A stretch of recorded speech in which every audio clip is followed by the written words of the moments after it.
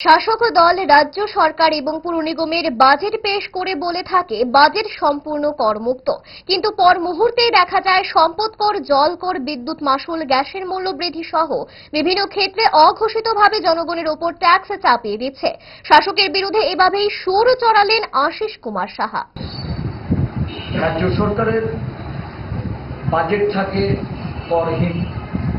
পুরো এলাকায় বিভিন্ন পুর নিগম সহ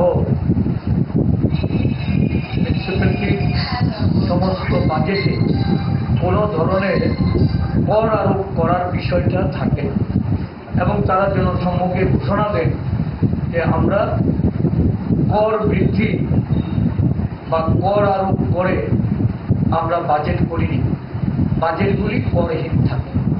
কিন্তু প্রতিটা অর্থ বছর দেখা যায় বিভিন্ন ক্ষেত্রে সম্পদ কর, জল কর, বিদ্যুৎ মাশুল বৃদ্ধি, নানাভাবে পেট্রোল ডিজেল এগুলির মূল্য বৃদ্ধির সাপেক্ষে নানা ধরনের কর সেস তারা জনসাধারণের উপর চাপিয়ে দিচ্ছে।